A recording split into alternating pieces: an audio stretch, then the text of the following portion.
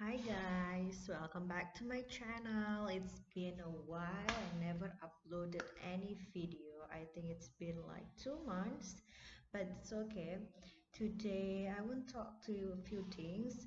Back to my first video in the beginning, a few years back, is all about book review. So today I'm gonna review about Olivia Wilde about only dull people are brilliant at breakfast. Maybe it's like different with my previous book genre, normally about politics, about history, or about religious. Oops, my phone's ringing. Okay, and today is all uh, about society. The author have some unique way to express their view about what happened in the society with her witty remarks and cynicism. But it's like easy to understand for commoners like us, common people, not only like people with high intelligence can understand the word from this book, but we can't easily understand every sentence written in this book. And then this book is so small, you can put it in your bag if you feel bored in the public transportations or anywhere when you have sometimes to read. You can finish it within 1 or 2 hours because it just consists of short remarks about anything. So I highlight a few things. Let's discuss about it. Hmm. So first, good kings are the only dangerous enemies that modern democracy has. Why? Because if one country led by one good king means like monarchy, some people have absolute monarchy system and then another country has a democratic or monarchy parliamentary like what happened in Malaysia. We have a king here, but the country led by the prime ministers. And then we have another country like Brunei and Saudi Arabia, UAE, United Arab Emirates, while they have absolute power. The king as a prime minister and the king as a president. So uh, King's speech become a law. Same like what Louis XIV say, les attachements.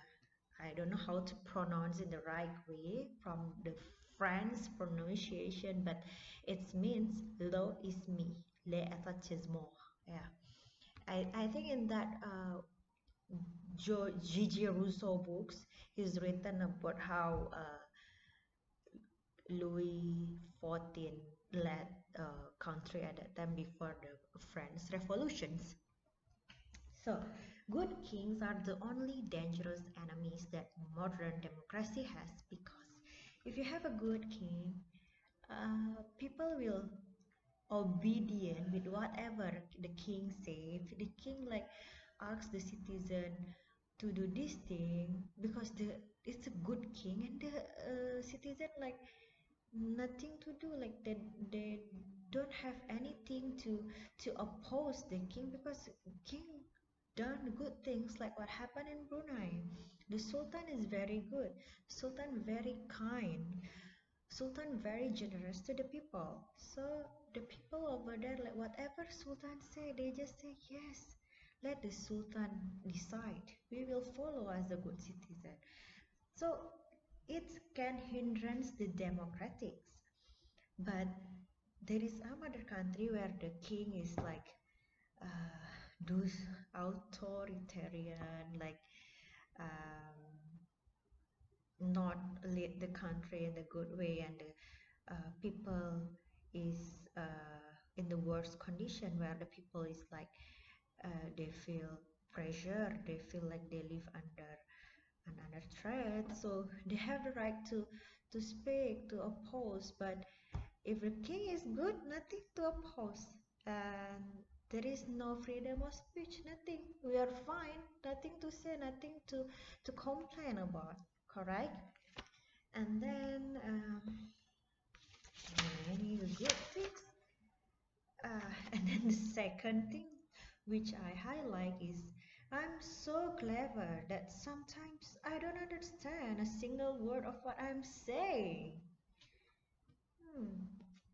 Yeah, I mean, like, the more you read, the more you knowledgeable. Sometimes, like, your knowledge is too broad, too broaden, and then you don't understand even what is the thing you learn. I mean, uh, seems like pursue study. In the bachelor degree, you learn so many things, you have so many modules, but specialized, like you take the course business, you learn all about business module, you talk about accounting, you learn about accounting and finance, and then when you are doing master, a bit specialized. I mean, like, from doing like degree and in business, like bachelor in business, and then you can pursue like master in management, like more focus. Well, you are doing a PhD, more niche area. You have to read more, but your study expertise is limited, but you need to know more. So some things like that. Uh, it's interesting. Like sometimes I will laugh when I read a few witty remarks from this book. Like, anybody can make history, but only a great man can write it. Make a history. History is something, event, some event which happens only once. If it happened twice, means like no history. Anybody can make history. History when you are delivering a baby. History of my wedding. Something of that, like everyone does it, but something which have impact to the society. History is one event happen one time and it's impact the society. It's change the society, like uh, history of uh, industrial revolutions, World War, history about anything. Yep. But it's happened one which you learn from history. It's give an impact. World War II. The impact is now what? The history of Cold War. And then from that history we can learn from the past. So we will not repeat in the futures like what the fault, the mistake of the people did in the past. We need to learn history. Then what else? A lot of things.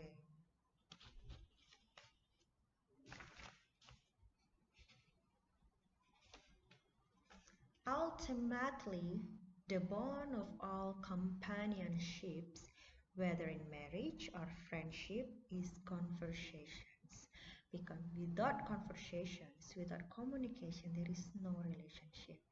How to defend like your relationship with someone in terms of how you communicate with them, in terms how close your bonding in communications, like if someone in a relationship but you never call each other, you never meet, you even never have text message or phone call, it's not relationship. It's all depend on communications.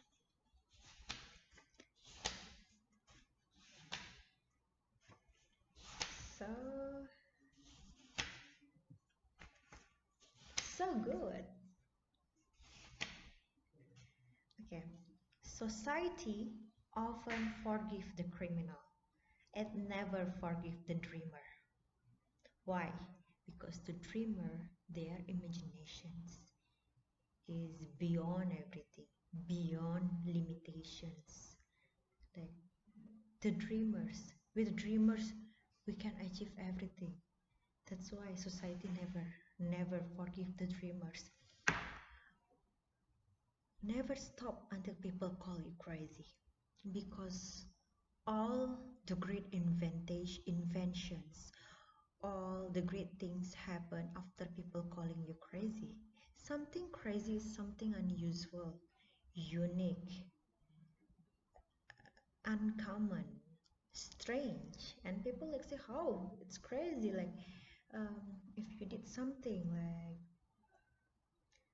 you have a deadline. I mean, like if you are an author, you write a book, but at the same time you have another work like thesis, but another thesis and your books have a different genre, and then like, oh, crazy. And then remember the moment like Prophet Noah uh, built an ark in on the top of the mountain. People say crazy. And then the moment like Galileo Galilei proposed the theory of Earth, like uh, theory about planet, like not homocentric, but is all about the planetarium, the center of the universe, the sun. And then what?